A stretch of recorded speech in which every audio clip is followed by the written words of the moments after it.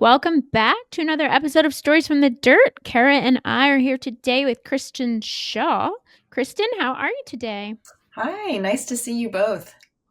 So good to see you Hi. again. So, we know each other from the Rebel, but there's so much more to you than that. So, tell me a little bit about yourself. Well, I live in Austin, Texas. I am a wife and mother of a 15-year-old boy who's a lot of fun. And I love cars. I live cars and trucks and SUVs all the time because I write about them for my job. So I'm a freelance writer. I write for Popular Science, Edmunds, U.S. News and World Report, sometimes Car and Driver, Road and Track, The Drive. Yeah, I love my life. Wow. Yeah, so much fun. So how did you get into that? Yeah. Well, let's see. So I spent about 20 years of my career in PR and marketing in technology. And my son was born in 2009, and I was still traveling around the world. I was working for a Swiss company, managing marketing for North America and going to meetings in Europe. And I was like, I have a toddler. Like, I don't want to leave him. I don't want to go that far away from him anymore. So I quit. And I started freelance writing, and I started building my portfolio one site at a time. Have you always been into journalism, or is that what your background is? My major in college was communications, and I've always done some kind of writing. My mom swears I was always going to be a writer, but I was like the yearbook editor, and so I always knew that I'd do writing in some fashion, except I was always on the corporate side until 2013. Yeah. Fun. How fun. It's life. Yeah. I mean, I follow you on social media and you're always posting with some new car that you've been able to go out and experience, and that does seem like a dream. How is that? Like, you get a new car, how often do you get to like touch a new car? Every week. Every week. Wow. And it's not just all like varieties. Yeah, and it's not just like a new vehicle. Like, it's some vehicles that are not heard of. Well, my driveway right now, I have a new Toyota Sequoia 1794, which is like the super plush version, power running boards and all that stuff. And that's really nice. And then I also have a Kia K4, which is their entry-level sedan. But in 2 weeks, I'm going to go to Quebec and ice drive in the Lamborghini Revuelto and the Urus SE. I mean, your life just sucks, Kristin. I know, right? It's horrible. Ice driving in a Lamborghini. I mean, those are words I never thought I'd say. I know, ice driving. It's going to be wild. Yeah, I mean, ice driving in a Lamborghini. Now string it all together. Yeah. And that's how I found Rebel, was through journalism. And that's how I covered it the first year as a journalist in 2021. And then I thought, this is crazy. I guess I'll try it. Okay, I didn't know that. You were media the first year then. I was, 2021. I came for the last 2 days and I rode with Emily all over the place. Like, she drove me around. She is the first person who kind of introduced me the way she drives on the sand, and she kind of explained it as painting the sand, right, back and forth, and that's always stuck with me. Yeah. Nice. Nina has always talked about driving in the sand as like you're driving in cursive, and so that stuck with me. Yeah. Yep. Same concept. So I know you get to experience a lot of different cars, but were you into off-road driving before you covered the Rebel? Occasionally, but not really.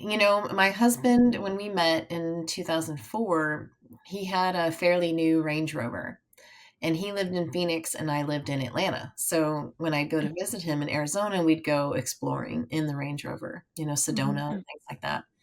But we didn't really go wheeling like the way you guys do. I mean, I do it a lot more for my job than I do for leisure. Yeah. Okay. So ice wheeling in a Lamborghini is a little different than dune driving. Yeah, a little bit. Yeah, it's just different. But we also, like I said, we've got our ranch and we do mean off-road out there. It's pretty brushy. Yeah. Yeah, Texas terrain is no joke. It's beautiful. There's some places in Texas that are really pretty. There's just not a lot of public land. Yeah, So. for sure.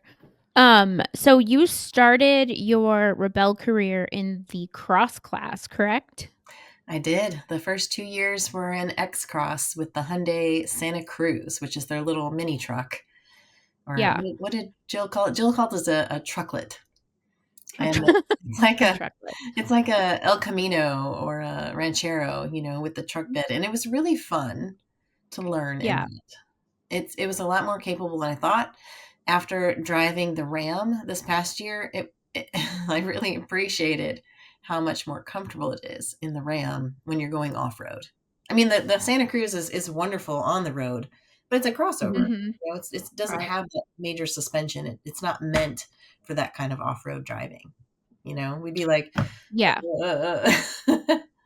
Yeah. But I have to tell you, the first time I was in the dunes, like I'm an East Coast girl, so Glamis was a big deal for me. And I went to my first Glamis training and I was like, oh yeah, I'm so cool. Look at us. We're doing, and I looked down and there you are in the little Santa Cruz. And I was like, what the heck, man? I thought I was cool. And now here come these chicks in this little crossover doing exactly what I'm doing. You guys drove that thing. Like you drove it and you are the driver, right? Yeah, the first year, Jill and I swapped.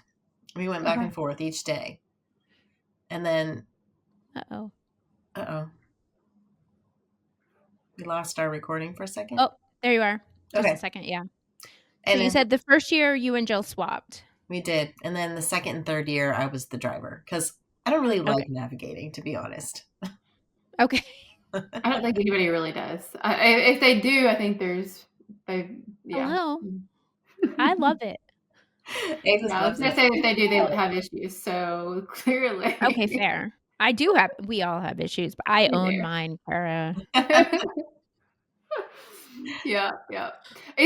Was it easier to pack in a bigger vehicle as well? I mean, you didn't have your vehicle this time until like when did you got it really close up there? Yeah, we got our vehicle on Sunday and pre-tech was Wednesday. Yeah. So, yeah, but packing was pretty easy.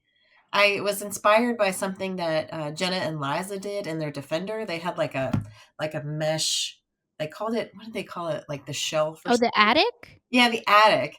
So Yeah, we yeah. kind of did that with a mesh thing too, and just put our jackets and our helmets up there so we could easily grab them. Yeah, we had so much more space, and it's still like everything got filthy in the bed. Everything. Oh, well, the first 3 days, it was like, here we show up with these clean cars, and Emily's like, "Go play in the silt. Yeah. Have fun." Nothing Yeah. I mean, after the first silt bed, nothing was clean for the rest of the time for us. No, you could. No. I kept wiping off our number. I was like, you got to at least be able to see that in our logo. Yeah, Yeah, I think you could see Yale, nothing. they had like I think 13 leaf blowers over in the mechanics bay. I maybe that like it was a lot of leaf blowers, and like we would go over there and leaf blow it. Liza and them, they had the end of a broom, and so in the gas line one day, we were all sharing this broom, We Yeah. scratching used and their broom yes. once. For Christmas this year, I got a cordless leaf blower, and so I wish I would have had that last year because I would have brought it. Yeah, Yeah, it was it's so much crazy. I still. brought so many pairs of clean pants, but then I was like, "Why bother?" Honestly, why bother? They're just gonna get filthy with silt. I think Yeah, I there's wore some two in there. pair because I was just like I was exactly the same way. I was like, these are already dirty. I'm not going Yeah. anywhere. I'm not showering. Well, at least Just you gonna had a Jeep. The trucks, like, everything is in the bed, and it just I mean, not everything, yeah. but, a lot of your gear is in the bed, and you touch that, and you're just covered. Yeah, it was You Well, just need the tools, covered in silt. Tents, we had to covered in silt. we had to open the top, and so every time we Oh, would that's open the true. top, it would just kind of rain down, and you shut it, and it just so we had this I whole. don't think that compares, Kristen, what do you think? I I don't think mean, that quite compares. we had layers upon layers of dirt. I still You haven't could taken the measure it. bags out of the garage. Ugh, Um, I took My most of husband mine out. is going to get my Jeep. My Jeep is actually at Avis's house. And so my Mhm. husband is going to get it next week. And so maybe it'll come home cleaner. I don't know. I hear a dog. Does somebody have a dog? Kara has a dog. Oh, You wouldn't be able to hear it. They're all quiet. oh. Maybe it was you then. Oh, it was Kara with her ice. Were you shaking your ice again? No. No? I don't know what it was. Hard to say. Nice Anyways. bottle. Thank you. Rebel was brought to you by Yeti. Love it. I love that cup so much. It's actually Avis's cup because my cup was scratched while we Aw. were out on the rally. And so I got it. I hadn't used it at all on the rally. And I noticed it had like a huge silver dent or scratch or something on it. And I was just like, She was almost in tears, and I was like, oh. "Have mine." I don't actually use mine. They just sit in the cabinet, so you can have mine.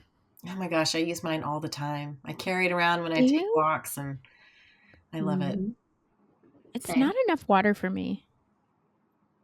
I How drink did a lot of water every day. how did you guys get to be good friends? Because was it through your training, Avis, that you hosted? No, it was before that. So Kara and I met for the first time at Nina's 7-day Glamis training last Mhm. year, almost a year ago. 7 Yeah. days of training. Yeah, yeah. And I don't know if Kara sees it the same way, but I feel like Kara decided that I was going to be her friend, and she pursued me until we were friends. Yeah. And I'm Like glad she basically did. like come on. Get with the show. Yeah. Yeah. And I then do like that we too. also we cross paths too because Rob and her like they have a little bit of a YouTube channel that they're working on, and we have a YouTube channel, and so we're both in the overlanding space, like at the expos and stuff, and so we saw each other throughout the way, and then we kept on trying to we would coordinate and see each other, and so yeah, Yeah. I love that. Yeah. I do too. How did you and Jill meet? Was it because of and Jill, obviously, for those that may have not seen or heard or any of the information here, was the navigator and is the navigator for Kristen. So how did y'all meet? Well, we're both automotive journalists, and so we met a couple years before we ran the Rebel together. And over the COVID year, we formed a group of female automotive journalists, and we just really bonded, all of Mhm. us. And so at one point, Jill said, "Hey, do you want to do this Rebel Rally thing?" And I was like, "I don't know. Can I do that?" Like, I'm not even sure I can do it. And Was that so before or after you had done the journalism piece on it? that was after I had covered Okay. it. And I Okay. was like, holy moly, like this is intense. Never done anything like that. I'd never really camped. I think I'd camped Mhm. one night before in my Oh, life. wow. Yeah. Okay. Yeah, because I It was grew a up lot of new for you. a lot of new things. I grew up with Yeah. asthma, pretty severe asthma. I had pneumonia 7 times. So Oh. I was in the hospital a lot, like for a week at a time. I was Mhm. allergic to everything. And so we didn't go camping. We didn't go spend time outdoors as a family. And I didn't even really run or do sports until I got to college. And then I was an athlete all 4 years of college. So like, you never know, try new things. Yeah. Yeah. Yeah. Do you love it now? Do you like to go camping now? Do Or I do love you camp? still I would say no. No, I don't love camping. I okay. like It's just a glamping. necessary part of the rebel. Yes. And there's some really cool things about it, but like when it was 16 degrees last year or 2023 and our tents I were would frozen die. over, oh my gosh, that was miserable. It was Mhm. miserable. I didn't really enjoy that part. Yeah. But there's also some really cool things too, hearing the sounds of the trains and looking up when you come out of your tent and seeing that sky of stars. It's really incredible. It really Mhm. makes you Yeah. appreciate where you are in the world. Yeah, I know. Nice. It was beautiful, but I think we had like at least two sunsets that were just crazy, and then being able to see the um, what was it? It was that comet that that one night with the comet Mhm. that Oh was yeah, coming that's right. through. Yeah, and last year in 2023 it was the eclipse. you know? Oh yeah. Oh, right, right. I missed the eclipse, actually. How do you I miss was an eclipse? It like literally is a light, like an event that happens. but we were outside of Mammoth, and it was very treed that day if you were on certain parts of the course, and I was frustrated. That was the first time I'd ever reoriented my map so that I thought I was going north on my map, and I was actually going south on my map. So I got very turned around, which led me to be a little bit frustrated, and in that frustration, I was looking for an intersection, and I'm at a certain age where the map is not always easy to see without reading glasses and enough light, and like I was like, "Why is it so dark? I can't see the map." It was so dark because there was an eclipse happening, and I was like, "It's so dark in the car. What's I need happening? more light." Yeah. Yeah. So yeah, I totally like missed the eclipse and only complained about the lack of light from the eclipse. And that's the thing I think about the Rebel that I've really loved and appreciated is getting closer to nature in that way that I hadn't grown up with and didn't really do, you know. We didn't Mhm. do Yeah. stuff like that. You know, so it's really cool to see different parts of the country that probably 98% of the people in our country will never see these trails, Yeah. these lake beds. It's a special Yeah. privilege. So I usually ask this question a little later in the podcast, but Karen and I have differing opinions on, is the Rebel life changing? So Karen and I, we both, we're overlanders, so we are out in nature quite often. We are that 2%, right? So we are getting into the backcountry and seeing parts of the country that most people don't see. Where so I don't think it is life-changing. Kara does think it's life-changing. What is your perspective? I definitely think that it's been life changing for me because I've learned so many things. I mean, I didn't know anything about navigation. I barely Yeah. used a compass in my life. You know, Yeah. topo maps, I'd seen them before, but didn't really know how to read them. Like, and now I see the world in a different way. You know, I drive differently. I relate differently. You know, it's just, and I have so much more confidence in things that I've never tried before. Like, I'm more willing to try new things because I've tried new things. Okay. Mhm. Does that make sense? It does. It Yeah. does. I'm And to seeing know that. and to know that you like had struggled with like being outdoors and your health and that kind of things. Like it gives you an appreciation of what you can do. And you take each moment, like being able to talk about the stars, being able to appreciate maybe the silt even and just like, just experiencing life, like you're being able to live. And that's one of the reasons why I said that it's life changing, because for me, like I learned a lot about myself. Like I hate being dirty. I do not like it. Like I don't like my vehicle being dusty. I don't like my anything. Like going to sleep in dirt is, it ranks up there with the worst, like cockroaches or something. And Kara so hates to be cold too. oh, Yeah. if it had been cold, like it was your cold, I was so worried. I packed so much cold weather stuff, and I'm pretty sure that's why it wasn't cold. It's because I had prevented, like, I had Thank you. blocked all gates of that. If you could Yeah. zero in on that again this year, that'd be great. Thanks. Yeah, we sure appreciate that. Jill hates being cold too. I mean, we just unwrapped a bunch of those. What do you call them? The hot Hot pants. hands things. Stuffed Oh, into our sleeping bags, our pockets. Slept in everything. Oh, that would have been miserable. Yeah, You it's can't cold. plan the weather though. Like when you go camping, you can pick the days, but you can't pick the weather. That's true. yeah, but when I'm overlanding, I just move to a warmer spot Yeah. or drive out of the storm. That's Or really you don't smart. I know. I I do have choice of location. True. True. Yeah, I do. I admire that about both of you, that you live this life, you know, Nina and you guys, and there's so many of you that live the overlanding life all the time. I mean, me, I've more dabbled in it, and Mhm. part of the reason I do rebel, I mean, not all of it, but part of it is because I get to write the story, you know. So Mm. I wrote about it for Popular Science and Edmonds and just It gives me opportunities. It's given me more opportunities to do more interesting things even, because the auto manufacturers have seen me doing this rally and they're like, oh, well, she could handle this other thing then. Oh, That's nice. awesome.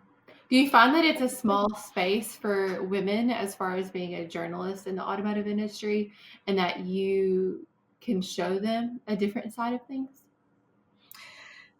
I think it's still definitely, female automotive journalists are still in the minority, but it's Mhm. growing. And there's some really, really great, super talented people. And there's a lot of really great guys too who embrace the women in the community. And I love that. It's only been a couple of times maybe that I've met people who are like, oh, women, ruin Yeah. this aspect of automotive or something. I'm like, okay, boomer, but Yeah. Go back to whatever. the Hey, 40s. boomer. Yeah. Yeah, you're not my problem. Like I'm just gonna keep doing what I do. But there's room for every voice, man, woman, whatever. Yeah. Anybody has a different perspective and has a valid perspective. Yeah. Yeah. I've always I said a find an rising auto tide raises all boats. And so Yeah. I saw that was Nina's favorite quote, and I was like, how did she hear that quote before? And Yeah. Yeah. so anyway, yeah. I think too, there's a great perspective given by both men and women that are different because women are looking for different aspects out of vehicles a lot of times than men. Even if you're performance driven, like that's great, but when you get down to the nuts and bolts of the interior and stuff, women a lot of times have a much different idea. I know Rob and I have different ideas as to what's the perfect size interior because of our size difference. Like so many things that he likes, and then I have to like leave my seat and reach way over like to reach the knobs and stuff. I'm like, no, it's too big. And he's like, no, it's not too big. I reach it just fine. So I think that especially brings a unique perspective for a woman in the automotive writers and like just what am I trying to say? Arena. I don't know. I lost the word. Yes, no, I know where you're going. And driving a big truck like we did this year, that added another element of brawn to it. You don't see, maybe people don't perceive that they see as many women driving big trucks and driving them off Yeah. road and competing in them. And it's such a fun truck. I just loved it. I mean, Yeah, Yeah. the power. Tell us a little bit about what you drove this year, and like this a little bit of the specs and why it was special. oh my goodness. I think I've forgotten most of the specs, but what I can tell you, I mean, it's 500 plus horsepower, right? It's got the Hurricane V6 in it. Yep, So we want the that Jeep is, so bad. yeah, so that's new for the RHO. It's a follow, it's the Ram RHO, 1500 RHO. So it's the half ton follow up from the T Rex. It's not supposed to be just like the TRX, it's the next generation with the V6. And some people were very skeptical. They're like, oh, can it still have that kind of power? Is it still going to be as fun as the TRX? I say yes. I say yes. I thought it was fantastic. It had plenty of power. The only time we had trouble getting up a hill, I think it was one that was super sandy and we just weren't in the right mode because it was day 1 or 2 maybe. We were still kind of Mhm. learning what the modes were because we didn't have that truck until a couple days Right. before that. So we Yeah. learned on the fly. Yeah. Have you had the experience in the TRX before? Like, have you to compare the other Ram? In a shorter on a shorter course, like a Okay. short curated kind of off-roading course, but not certainly not like that. Yeah. Did you have any issues with the weight of it being in the dunes or anything, or did it just have enough power? I was afraid that we would, and that was my biggest fear. I really tiptoed into the dunes that first day Mm-hmm. Mm-hmm. because we got to try it out with the Rebel trim, which is Mm-hmm. different from the RHO. Just the way the power is distributed is differently done. Mhm. So we trained with Nina in the Rebel, and we got stuck hard. Like she took us right into the heart of the dunes, the deep dunes. Of course she did. Yeah, we're like, okay. So we couldn't figure out how to get out of there. We had to get winched out to get back, to try it again. So I was nervous. I mean, I was really nervous Yeah. about getting into the dunes, but once we got Yeah. going, and I figured out like, okay, this is the mode we need. This is how I need to drive it. Then it started getting more fun. That's But there was awesome. one part near the end of the day. There was a ton of people. I think you guys were maybe there too, but there's a bunch of people stuck in the dunes. Like 5 different vehicles Oh were stuck yeah. in the spot. You know what I'm talking Yeah, about? we were going to recover, I think, Lonnie, and then Danielle was driving, and so she got stuck on a berm, and then Lou and Jordan were stuck. It was over there in the crappy dunes. Yep. Yeah. Yep. We drove by and I was like, I am not going in there because We did the I don't same know thing. that I can get out, you know, and well, I'm not going to be any help to anybody else if we get Yeah. stuck too. Yeah. Yeah. There was one spot, I don't know if it was the same spot or not, but we were like standing at a blue flag and orienting to the black. And I was like, yeah, Yep. there's easily There was a 6 black teams right where stuck we were between at. us and them. And I was like, that's a no from me. You? Liz is like, that's a no from me. And I'm like, all right, turning around and moving out. Yep. That's what I Yeah, said. Jill there said, was let's get closer. Let's go see. I was like, nope. Nope. Yeah, I'm there not was a going in black there. right there at a flag, and Rory and Shelby were up there. They were trying to. They didn't end up pinging at all because they weren't sure about it.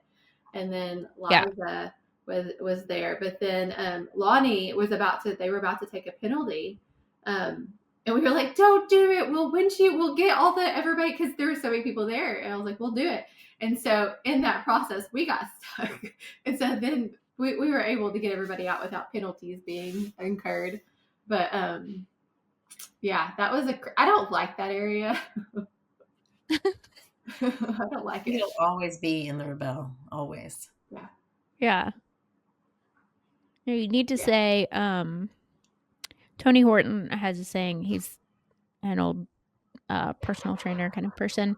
He would say, today I struggle with, or I currently struggle with. You should never say you don't like it or you can't do it because you can always get better from here. That's a good So, idea. I tell that to my son. He'll say, oh, I can't do that. And I say, you can't do that yet. Well, right? I'm working on that, or I'm I, trying to get yeah. better at that. But I used to tell my kids, everything is hard until you know how to do it. And then it's easy. love that. Such badass moms. So are you planning on taking the same truck this next year, or how is that gonna how does that go down? Are you signed up for next year? I am not signed up for this year. Okay. I am not planning to Forget compete it this is this year. Okay. Not planning to compete this year. You wow. Okay. I am not. I'm planning to cover it as a journalist again. Oh, fun. Oh.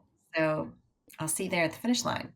But I need a year off because it's been a tough year. My father-in-law passed away in June, which means that my husband took over as the family ranch manager and took over his dad's business. So we've been really just passing like ships, alternating travel so that one of us is home with our son. He doesn't even have his driver's license yet, So I need to focus on my family this year as much as I can, but I still don't want to miss the Rebel. So I'll go for the last couple of days and meet you guys at the end and interview some teams, write some stories. Perfect. I love That sounds like a great way to do it. Yeah. So what size is your ranch? It must be like a sizable ranch. It's at about 3,000 acres. Okay. Nice. So, how fun is that? Yeah, and there's, they lease the grass, there's minerals to manage, there's fencing, there's all of that stuff, Will's grandfather his great-grandfather had 30,000 acres and 10 kids. So each kid got 3,000 acres. And so I feel like because I watched Yellowstone, I understand, but I don't. Yeah. Exactly. It's all this stuff too I've learned since I met my husband. I grew up in farmland, Indiana, and we weren't farmers either. You know what I mean? Like we just lived in suburban Indiana. And so learning about Texas ranch land and how to drive on that too, it's all been a lesson, a learning opportunity.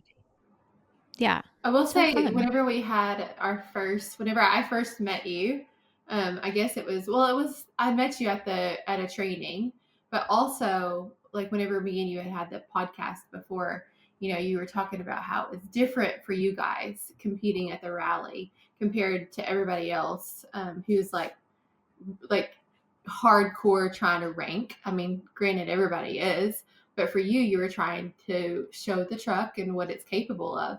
How is that different in your mindset whenever you get out there on the rally? Because I don't know how you are personally, but I know for me, I would still have that competitive nature.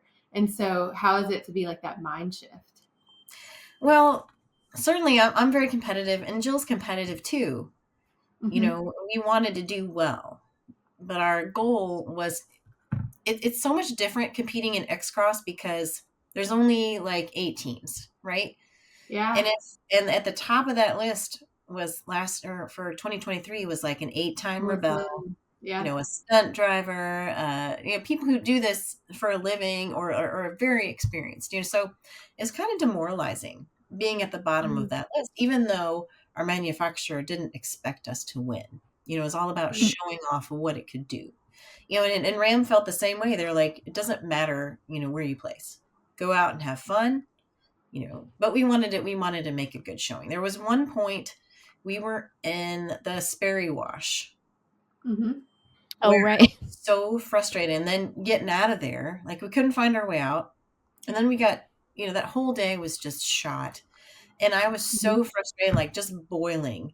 And I wasn't mad at Jill. Jill is doing the absolute best she can do, right? But I'm getting frustrated, and she's like, okay, she's going through something, Finally, I was like, I want us to look good. I want us to do well. And she's like, I do too. She's like, but she said, I think about my dad because her dad passed away at the beginning of last year. And she said, I've been through so much worse.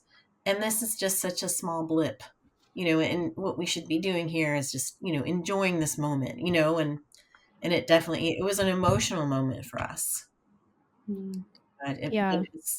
but she's right, like focus on what we can do, focus on not what's getting us frustrated. And I'm not always the most patient person. I don't I like think patience. we all fall into that category at one point or another on the Rebel, I think. It has a special way of really challenging you. And humbling you and teaching you, right? You're digging Mhm. deep every day. Oh yeah, Yeah. I'll never forget Emily Miller, bless her. We were walking, I think it was day 4, and 4 is like my favorite number. And everybody talks about how you're going to have a day 3. Well, day 4 was my day 3. And so, of course, it was day 4 because that's my favorite number. And so, day 4, we come off the rally, and it's like been a really bad day. Me and Danielle had conflict. The day was just hard. And you have those days. Like you will have a day. And so, anyway, so we walked through into the tent, and there was, I think it was maybe Trista that was walking through there, and Emily passed by me and her, and Emily was like, "Good job today out there, ladies," and I think it was Trista. Trista goes, "Oh, thanks," and I smiled and like kept walking, and Emily knew, like she said, Cara, she said, I meant that to you too, and I just lost it. I literally lost it. I had my bags. I was like going to my tent, and I was like, it was a really, really hard day. And she goes, no. She goes, having a hard day is finding out you have cancer. And as you know, we had somebody this year that was a rookie team that found out she had cancer before the rally started. And that hit me really, really hard about perspective and just Mhm. realizing that it could, like, this is a game. It's a great game. It's fun and it's life changing to me. But it is temporary. It is very much things that we can overcome. And so the perspective out there, it's key. You have to keep that perspective. And I think that's one of the reasons why it was life changing to me, is because you learn these things because you're put in a situation that you may not have learned, had you taken the easy way. Even like Jimmy taking us down, after we nearly rolled that last trip, he was just like, sometimes you don't learn lessons if you don't make mistakes. And so it's all about perspective. It's all about what you take with that knowledge and how you apply it. So I totally understand the perspective thing. I Very get it. wise. Yeah, and I'm sure Avis, you felt the same way, but each year I feel like I learn a little bit more about myself, a little bit more Mhm. about how to do new things and how to do the rebel. And I don't know if I could come back to rebel next year. I might just feel like, oh my gosh, I can't live without this another year, you know? Yeah. Yeah. It's it's the people who privateer this, I admire you all so much because you have to raise money on top of train and compete, and that is really stressful. As a Mhm. the manufacturers have sponsored us these 3 years because they know they're going to get a lot of good coverage out of it. We're not like, oh, Mhm. everything's perfect. It has its, we highlight, the things that we could change as well. But Yeah. having to Yeah. raise that Well, much money is amazing. I switched sides this year. I am with Warner Grenadier. So Awesome. Warner Ineos Grenadier, I think is the more proper way to say it. Yeah. So I'm Okay, so the hoping to dealership. be Huh? Yes. So he had Susan Piper and Elise last year, Yeah. and so he's added a second team. So I will be navigating for him in his second vehicle this year. That's amazing. And who's your driver? Yeah. So exciting. Michelle Kirby. Oh, very good. Okay, that's Yeah. very exciting. Good for So you. That's a very cool vehicle. It's very unique. yeah. Well, we are hoping to be piloting the Quartermaster, which is the pickup version. Mhm. Yep, I've driven it. So It's a lot of fun. yeah. Nice. I I haven't. love. I've I think only they're so pretty even looking. I've never been inside of one, but they look beautiful. No, I've only ever been inside of the wagon, for 1 weekend, and I drove it for, like, 2 hours from here to Vegas, and Michelle was like, "Oh my god, you're the slowest driver ever. We're never gonna make it." And she Stop. kicked me out of the driver's You're like, seat. well, I'm the navigator, so this will be great. Right. I was like, "I didn't claim to be a fast driver." Congratulations, Avis. That's very cool. Thanks, thanks. Yeah, it's an exciting and it's ugh, it's exciting. So So, what is Jill's plans? Is she gonna just sit out the year as well, or is she gonna? I don't know. I told her when I talked to her last week about it, I said, it's okay if you want to run it again with somebody else, like I totally get it. I'm not going to be upset Yeah. or anything like that. And they could even still be part of the Brute Squad. Is our team name mm, from the yeah, the Princess Bride. I said we could just expand the squad if you find somebody else that you want to run with. And so she may. We'll see. Yeah, that's awesome. I love that you're okay with that. There's so many teammates that they're not like they are the team, and so if something happens, it doesn't always go amicably. So I love that about you. Well, Jill and I are yeah, good friends, and we've always said, our friendship comes first. We're not going to let anything come into our friendship. And we've had our stressful times, just like you guys have with your teammates too. But you Mhm. work it out. It really is so much like a marriage. It's like a short, mm, intense marriage for 8 days. You have to figure out how to work together, and you're going to clash, and you have different ways to do things. And we've talked through a lot of situations where it'd be like, yeah, hey, the way you said this struck me this way. And that's why I reacted this way. Or like, how, we talked through some of those situations even before we started. What does it look like when you're upset? What do you need when you're mad? Try to Mhm. prepare for those things. right, Good, yeah. good advice. It's an accomplishment to come out on the other side 3 times now and still be friends because, having the podcast, Cara and I have unique perspective from a lot of people, and we're like, "Would you like to do an interview?" And they're like, "No, I'm not talking to my teammate anymore." Oh my gosh, that'd be so terrible.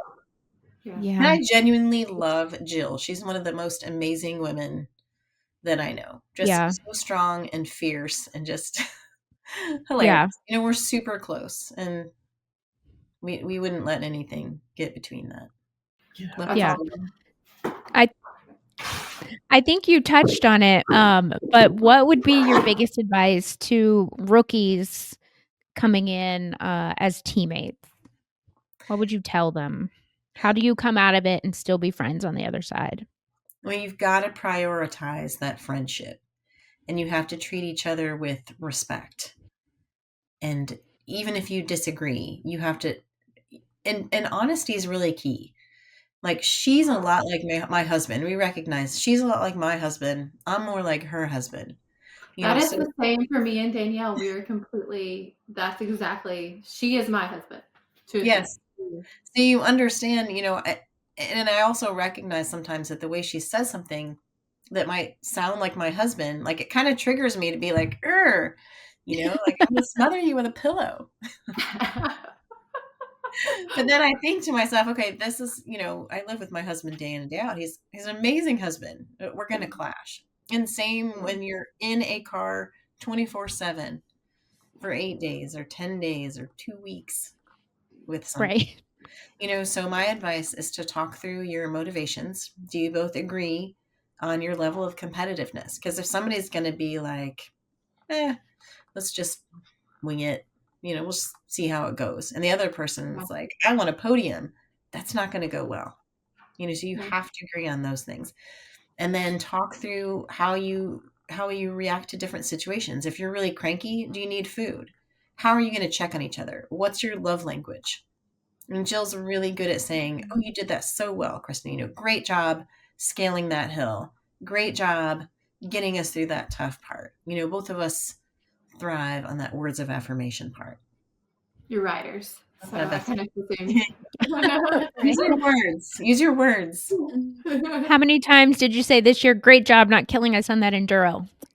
I'm a big high five person. I felt like at the end of those first few days of enduros when all of the silt and, like, you couldn't actually hold your speed, and, like, I always said to Liz, "I don't know how we did, but thanks for keeping us alive." We tried a different tactic this year with our enduros, and we rocked them. So last year we got really granular about each segment. This is how many seconds. You'd be like, oh, you're 3 seconds off here. I said, let's not look at the time. I think somebody suggested it in training, and we thought we'd try it. Yeah, or Wanley suggested it in ours. Yeah, so we looked at the total time and tried to just get a general estimate of how we were doing. Just set the speed.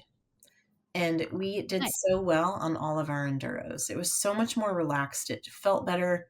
We did better, and it was a lot less stressful. So nice. I'd say other teams try it and practice and see if that works for you. Yeah. The enduros don't really stress me out. I'm kind of in a minority there. You're zen. So, yeah, it is what it is. It stressed me out because, like, I love the math and I love doing all of the calculations for it. And we kind of learned the same tactic, Kristin, from one of our trainings with the Rebel U. I think it was Laura, or maybe it was not Beavis, but the other Chrissy. She was telling us, like, just go out there and look at your speed and your turns. Like, if time bothers you, remove that. You've got to go at the speed, and you're gonna get the turns. And if you see that you're going the distance, don't worry about the timing of it. And then maybe next time, like, once you get a little bit comfortable, then you can add more. But what bothered me this so much with the enduros I was gonna say this year, I've never done it before, so I don't know any other year, but like all of the silt and being behind people because you're staggered by like two minutes, and there was a camera person that went in front of the person in front of us to video that person, and so it was double silted, and the sunrise was coming up, and it was just terrifying. It was crazy. It was crazy this year. Didn't like it. 0 out of 10. That sunrise was challenging this year. Like, we were driving in the sun a couple times. I was like, I can't see. You have to slow down to a crawl and then make it up. Well, it's scary too, because you know that you're behind that person. Somebody's coming back behind you, and so you can't go too slow because the person behind you will hit you, and then you can't go too fast because you don't know where the person in front of you is. So it's just like there's a couple times where we pulled off just to kind of get like a side view. Yeah, but we made it. But that's another thing we learned, is that, like, on days that we're struggling, everybody is usually struggling. So yeah, that's true too. But we all made it. We did it. Yay! That's right. Nobody died. 2024 Bell. Thankfully. Thank God.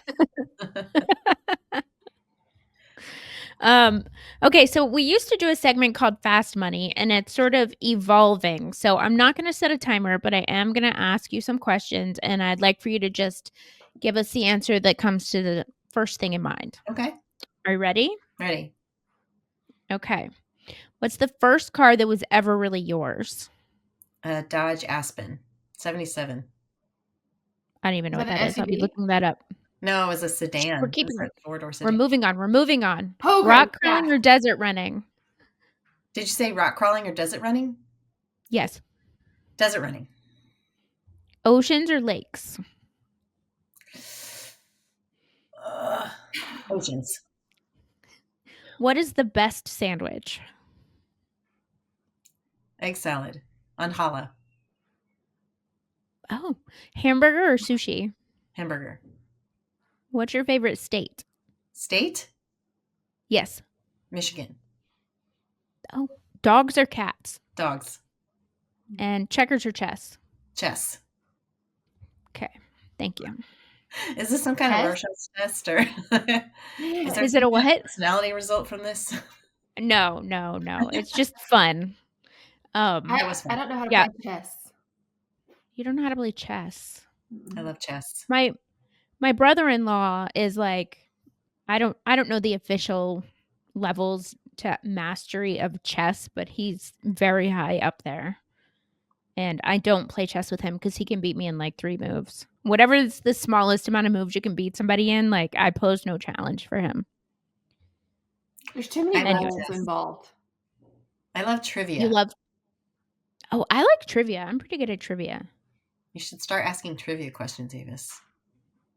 Oh, see? That's a good idea. I'm Trivia down. question. Every Tuesday we usually go to a music trivia here. They'll play like a fun. little bit of a song, and it's at a local brewery here. And so they'll play a little bit of a song, and then they'll pause it, and you have to give the artist and the song title.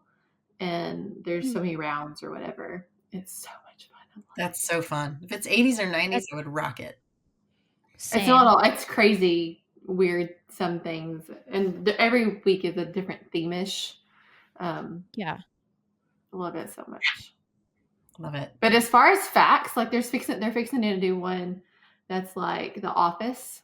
I've never seen The I haven't Office. watched The Office.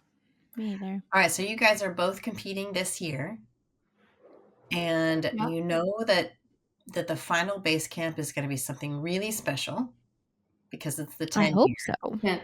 Yeah. What could it be? What do you think? I don't know. There's been There's speculation is speculation every running year. wild. I know. So It's the fun. biggest speculation that I've heard that is probably not going to happen is we get to run it in reverse. So we go from Glamis to wherever north would be the ending point. Like That'd be And Mammoth. then they run the whole thing in reverse, so it goes from the harder days to the easier days. That'd be interesting. That'd be really Yeah. hard on the rookies. Yeah, Maybe. but I don't think that's necessarily true because like it's like having a baby. Like if you have twins the first time, you don't know the difference of it being hard versus this is what it is. That's a good Because I point. mean, like, Point. but there's a little I'm truth just in like, that. yeah, I do think that I think this year I didn't feel, and it may be just because of how much we trained, I didn't feel that there was any extremely hard days. It did, like, you could definitely see the rise and like the closer closing times. Like, you could see those things change, but that was just Mhm. something that you changed how you managed, right? But Yeah. like, if you're not prepared or trained for that, that whole Yeah. scenario. You guys were well trained. My first year, I definitely did not train pace as I should have, and so, like, day 0, we smashed it. We were like, "Oh my gosh, how do we keep this going?" By day 3, we were missing greens, and I'm like, "Okay, we gotta, like, rethink this." Like, Yeah. it gives I don't think you you can ever learn pace. if you're not well trained, day 0 gives you a false sense of security. It's true. You're like, "I can do this," and then day 3 comes along and you're like, "Okay, I don't know what just happened, but this is not the same thing that I was doing 3 days ago." Yeah. That was our experience anyways.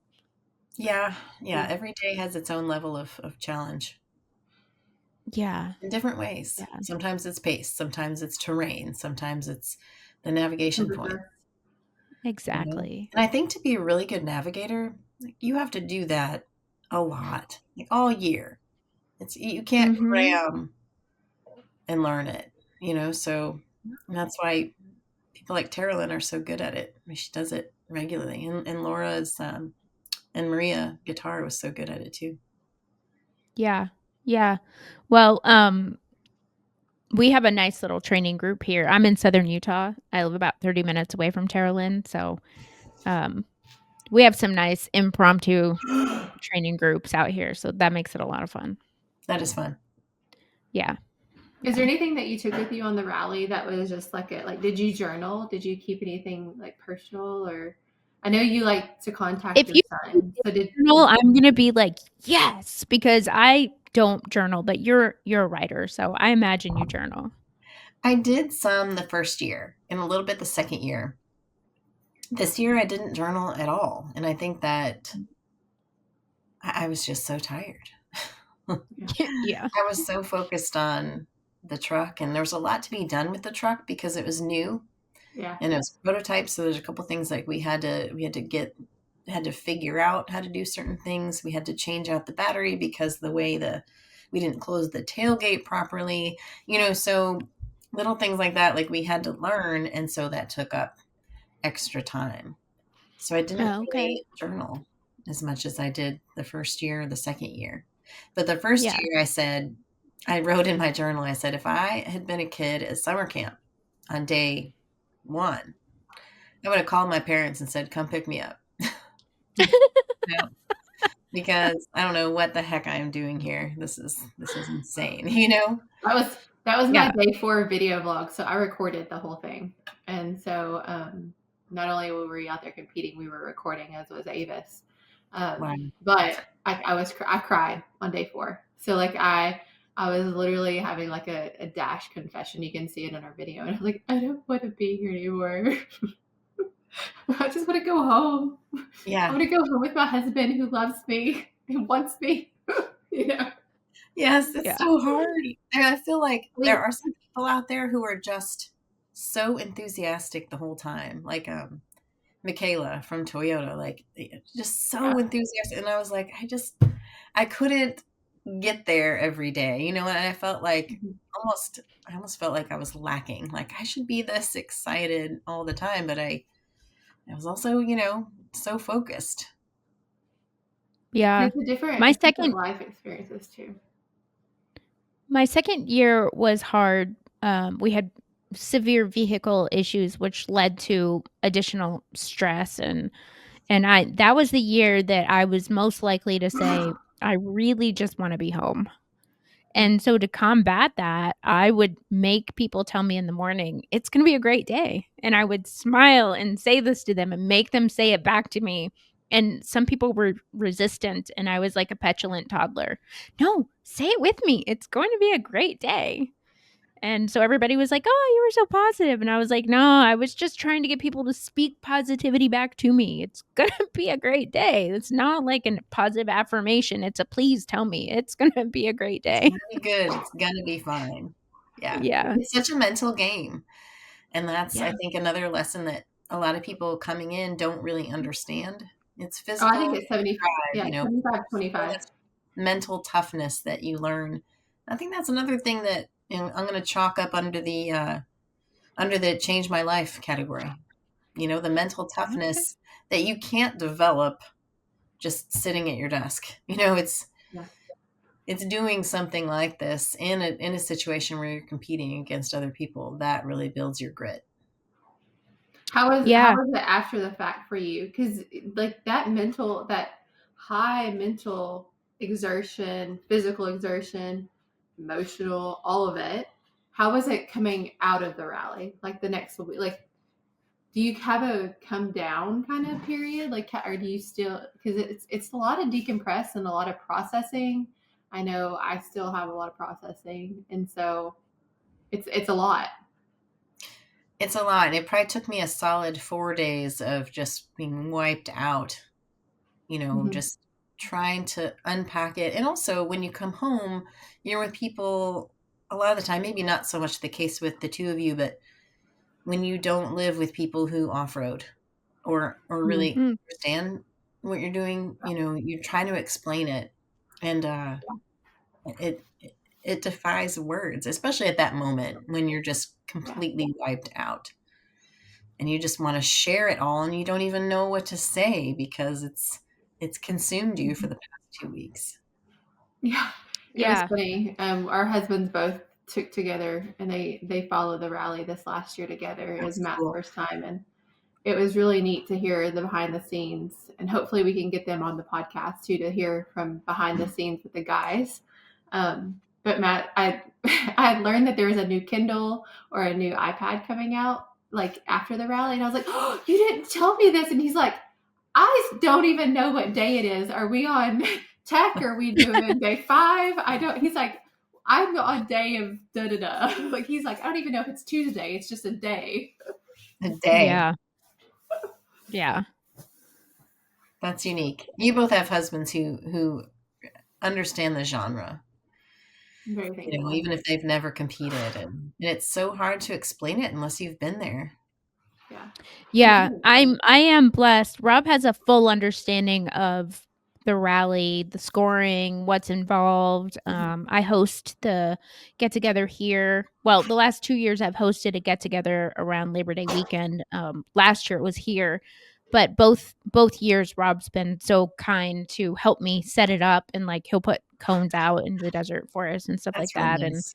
And nice. this year he did a little video about it. Like he filmed the whole thing, and in the video he like talks to people and has them explain what's happening. And yeah, he has like a full understanding. He could easily run the rally if he wanted to. Yeah.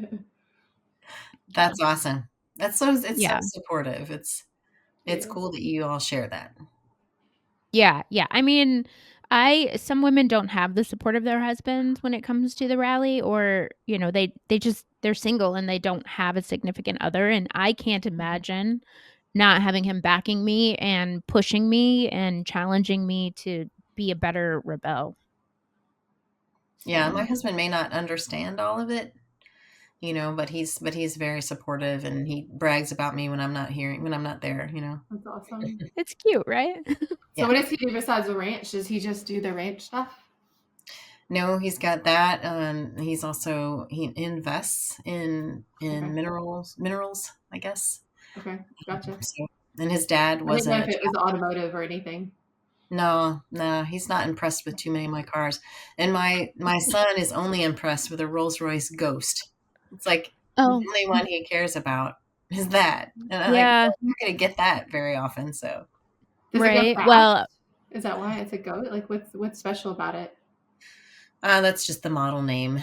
The Oh, Ghost, okay. it's a four-door sedan, gas powered. He did like the Spectre, which is the Rolls-Royce EV, which spoiled mhm, me for all other EVs. Yeah. nice. Again, I'm not Yeah, gonna buy a $500,000 car. It's not in my budget. we we have raised 3 kids, and it is Oh. interesting how when they're 15, they like the expensive cars. When they're 16 and can drive, they like whatever they have the keys to. So Yeah. So true. it gets better, Yeah. right? So I was true. You can impressed with admire the Patrick Ghost or Dempsey. you can drive the Wrangler. Right, right. Yeah, Do you want to drive something? Okay. Yeah. yeah. Yeah. I would What be do you impressed with Patrick Dempsey if you take me to a place where Patrick Dempsey was. I would be like, I'm impressed. I don't need a car.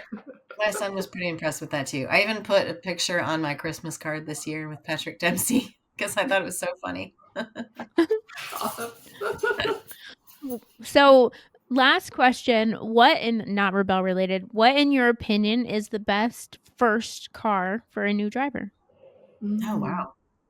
Are we talking like a 16-year-old, like brand, like what would she buy her son? Well, not necessarily. We don't wanna put her on the spot and be like, now Okay. she has to buy her son that vehicle. That has But both. if she were Is he giving watching? advice if she were giving advice to somebody with a new driver coming up, what, in her opinion, would be, like, the requirements in a good first car? So, from what I know and what I've learned from some of the experts out there, especially safety experts, the kind of cars that you don't want to give a first time driver are a pickup. That's one, Mm, because the back end is so squirrely, and for a new driver, that's a little more difficult to learn. You also don't mm, want to get them a giant SUV, even though that seems like that's going to keep them safer. It's also more difficult to drive. It's hard for them to understand where the edges are. And yeah, it's bigger. I know I'm finding with my son, he's learning in a Nissan Maxima, so just learning how close to stay to the yellow line and how not to fall off the edge of the shoulder, Yeah. so a good solid sedan or a crossover, I think a Toyota RAV4 is really good. The Bronco Sport is great. Um, any of the Toyota crossovers, Lexus crossovers, those are all I Yeah. saw. The new Chevy Trax is good. So all of Nice. those are, and make sure you teach your kids how to pump gas because it's going to be around for a while. Right. Yes. Definitely. Yeah. Um, yeah, as soon as my son was like I rarely go to the gas pump myself. Rob puts fuel in all the vehicles, because he's in them as often as I am. And, when our son was coming up, as soon as he was, like, really old enough to understand how to pump fuel, like, my husband would be like, "If you and your mom go to the gas station, you have to pump her gas." So, That's good. I thought that was cute. That's good. Yeah. Another car, I don't know if Yeah. I mentioned Honda, but the Hondas are really good first cars because of the technology. Volvos are Mm, super safe too. I mean, so just Yeah. yeah. be reasonable, you know. They don't need a Yeah. fancy fast car, that's for sure. No. I was in the grocery store one day, and this teenage boy was talking to his mom. He was working on getting his first car, and he was like, "But mom, it's a Subaru, so that means it's really safe." And she was like, "Well, what did you call it?" He said, "It's an STI." And I kind of looked over my shoulder, and she looked at me, and she was like, "What do you know of that?" And I was like, "What I know is it's a really fast car, and it's probably not appropriate." And the boy looked at me, and I said, "And that's all I have to say about that." And I just walked away. That's hilarious. Yeah, like, Yeah. don't get your kid the Civic Type R that's really fast. You don't wanna get them a super-powered Mustang. You don't give them the Yeah. keys Yeah, to a mad machine when they're just learning. That's crazy. right? You keep that for Facts. yourself. Yeah, you keep that for yourself. You earn those things. Heck yeah, you do. This is You gotta right, get this is there. right. Awesome. Well, ladies, this wraps up our hour. It went super quick. I appreciate your time today, Kristen. Thank Yeah, you. nice Thanks meeting for having you. me. It's so good to see you both. Yeah, thanks so much. And, while we won't see you on the starting line, we hope to see you on the finish line. Heck yeah. I'll be looking for Yeah. a hug. A I'll have hug, them. right. I'll have them give out. Okay. Excellent. Oh, there's a hug right there. Woo! Instead of waving, we'll all hug. Bye, ladies. Bye. Bye.